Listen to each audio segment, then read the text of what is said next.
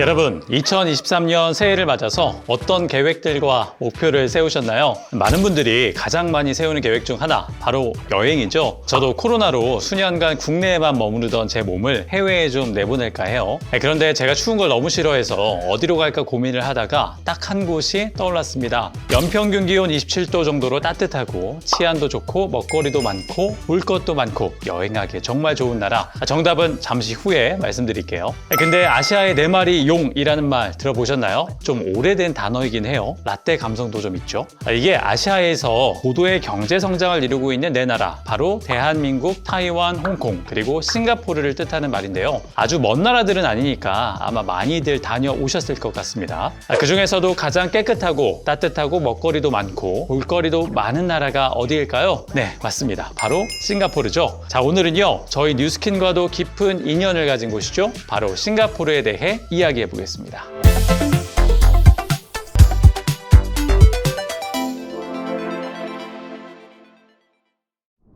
싱가포르는 말레이시아 남쪽의 싱가포르 섬에 있는 도시국가예요. 크기는 현재 710제곱킬로미터인데 2030년까지 간척 사업을 통해 800제곱킬로미터까지 확장을 한다고 합니다. 어느 정도 크기인지 잘 가늠이 안 가실 텐데 비교해 보자면 서울보다 조금 더 큰 정도입니다. 인구는 545만 명으로 말레이계 13%, 인도계 9.1%, 그리고 화교라고 불리는 중국계 74%로 구성되어 있습니다. 그런데 싱가포르도 우리나라처럼 일본의 식민지였던 아픈 역사가 있다는 것 알고 계신가요? 2차 세계대전 중인 1942년부터 일본에 점령을 당했다가 1945년 일본이 항복함에 따라 싱가포르는 본래 점령했었던 영국의 식민지로 되돌아갔죠. 다행히 독립을 하면서 지금의 말레이시아인 말라야 연방과 합병을 하는데요. 그러다 1965년 8월 9일에는 말레이시아와 떨어져 독립공화국이 됐습니다. 그런데 독립을 했지만 식수와 자원도 부족했던 싱가포르였어요. 자유시장 경제를 도입하면서 국제 무역의 중심지로 만드는 데 성공했고 아시아에서 국민 1인당 GDP를 1위 했을 정도로 성공한 도시국가로 성장을 했죠.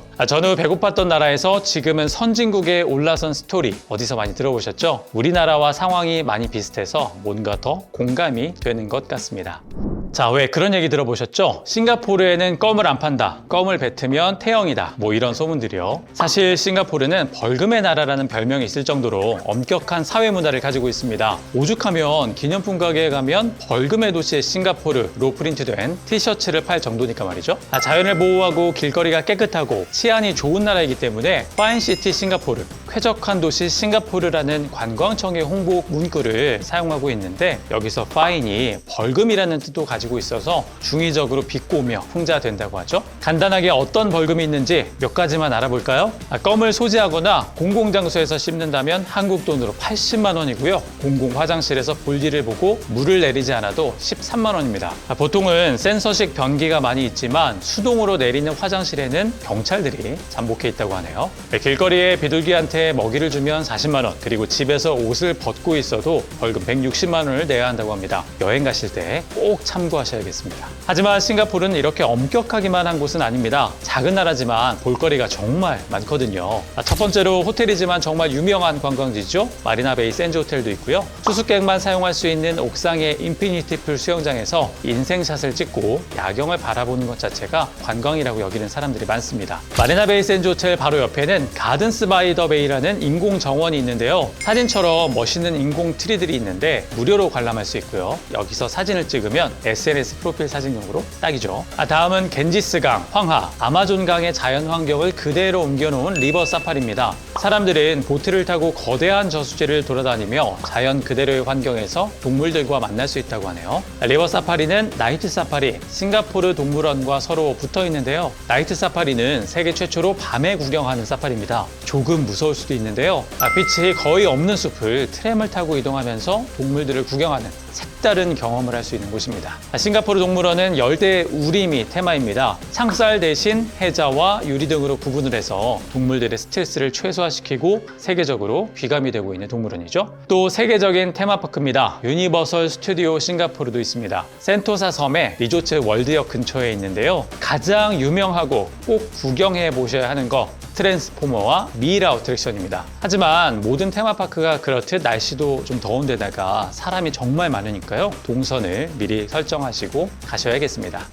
저희 뉴스킨도 싱가포르와 인연이 있는데요. 마리나베이 샌즈 호텔 한개동을 통째로 빌려서 기념비적인 행사를 진행을 했고요. 유니버설 스튜디오도 통째로 빌려서 즐거운 추억을 남기기도 했었죠. 저도 그때 가서 유니버설 스튜디오에서 밤에 춤을 추던 기억이 새록새록 납니다. 자, 그때 즐거웠던 추억을 다시 재현하고자 뉴스킨이 2024년에 또다시 싱가포르를 방문해서 여러분들을 위해 멋진 행사를 한다고 합니다. 참여 방법은요, 아래 공지사항에서 확인하실 수 있습니다. 여행이란 단어는 들을수록 설렘이 느껴지는 것 같아요. 그리고 여행은 혼자도 좋지만 내가 사랑하는 사람들과 함께 할 때 진정한 의미를 찾게 되죠. 2023년 새해 사랑하는 사람들과 함께하는 여행으로 오늘 소개해드린 싱가포르는 어떨까요?